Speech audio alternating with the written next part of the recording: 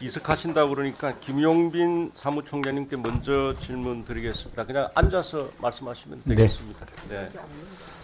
앞에서 부정선거 관련한 음모론이 나왔는데 이런 토양을 선관위가 제공한 것이라고 생각하지 않습니까?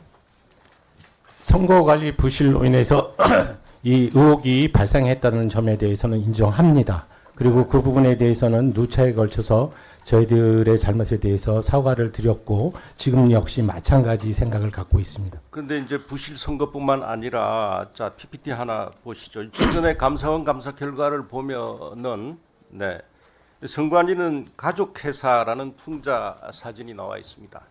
이게 보면은 엄마 사무관, 장남 주무관, 아빠 서기관, 막내 인턴, 장녀 주무관요. 선관위 직원 단체 사진이라고 합니다. 이 선관위 가족 채용 비리를 풍자하는 그림인데 이게 근데 그 감사원 감사 결과는 상당히 충격적이죠. 뭐 언론 보도 좀 봐서 아는데 다 아시죠? 네. 보시면 2013년 이후 실시한 총 167회의 그 시도 선관위 경력 채용에서 규정 위반이 총 662건. 같은 기간 중앙선관위에서 실시한 총 124회 경력 채용에서 216건 이렇게 위반이 확인됐는데 이것은 뭐 복마전이라고 생각하지 않습니까? 네.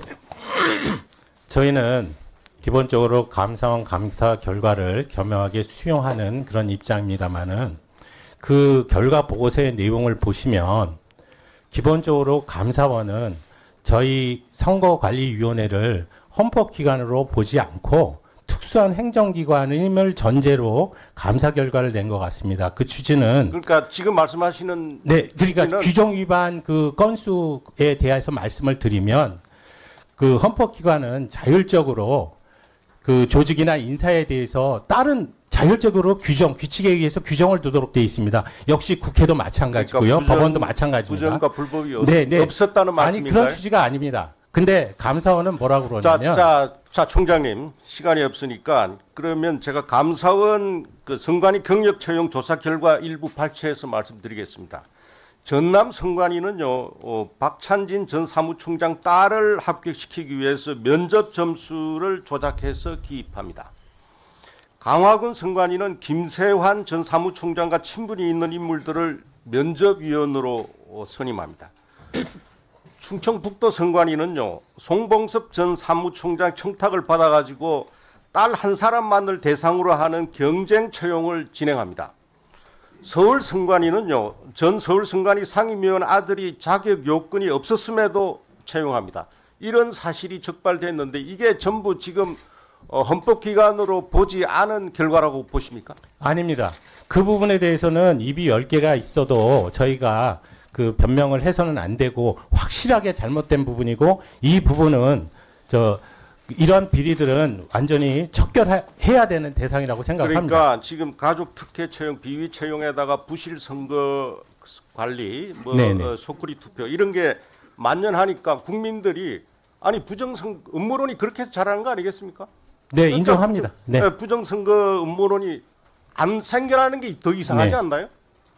그러니까 이게 지금 상황에서는 이 선관위의 자정 능력을 도저히 저는 기대할 수 없거든요. 그런데도 헌법재판소는 감사원 감사를 앞으로 받지 않아도 된다. 이렇게 이게 뭐 가족회사가 가족회사를 봐주는 것 같아요. 그 부분에 대해서 조금 설명을 좀 드리겠습니다. 저희가 권한쟁의 심판에서 대상으로 삼은 것은 선거관리위원회가 헌법기관이냐? 그렇다면 다른 헌법기관과 마찬가지, 즉 국회와 법원, 헌법재판소와 동일한 대우를 해달라는 겁니다. 그런데 감사원법의 처음 제정 취지는 선관위도 감사원 감사를 받아야 된다라고 주장하는 그러니까 말씀을 드리는 보도가 부분이 많이 나왔어요. 선거관리위원회가 헌법기관이라는 일단 판정을 해주고 그렇다면 다른 헌법기관인 국회나 법원, 헌법재판소와 이 헌법기관인 선거관리위원회를 차등해서 대우하는 것이 맞느냐 이 부분에 대해서 판단을 구했던 것입니다. 그러면 헌법재판소가 과도한 판결을 한 겁니까? 본 의원이 헌법재판소는 그러니까 법리적으로 당연히 그렇게 결론을 낼 수밖에 없습니다. 헌법기관이니까 동일한 헌법기관에 대해서 차등 대우는 인정되지 네. 않습니다. 그런데, 그러니까 국회나 예, 법원에 알겠습니다. 대해서 외부적인 감사가 할 수 없다면 저희 기관에서도 외부적인 감사는 할 수 없게 된다는 겁니다. 그런데 이 부분 때문에 현재 결정을 보시면 면죄부를 주지 않는다는 부분은 분명히 언급을 하고 있습니다. 그만큼 국회나 법원이 자정적으로 노력해서 자체 감사를 통해서 이와 같은 비리가 발붙이지 않도록 하는 것이 중요한 그러면 것이지. 총장님, 네. 총장님 시간이 너무 많이 가서 그러면 선관위의 인사는 물론이고 회계하고 선거관리 공정성까지 이 전문성이 있는 외부 기관의 감시와 견제를 받도록 제도화하는 방안에 대해서는 어떻게 생각하세요? 현행 헌법적으로는 국회나 법원, 헌법재판소가 외부 감사를 받는 그런 규정이 없는 한 저희들도 받을 수는 없습니다.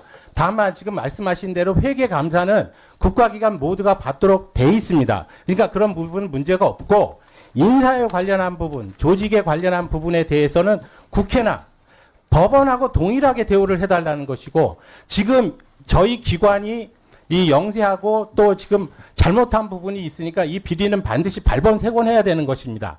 그래서 제가 들어와서 이 부분은 제도 개선을 했다고 말씀을 드렸고 다만 그 제도 개선이 완벽하지 않을 수 있습니다.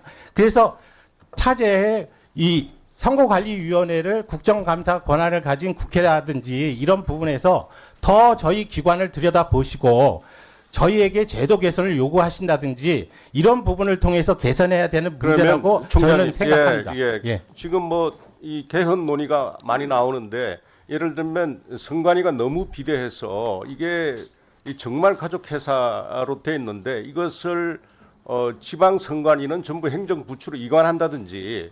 네네.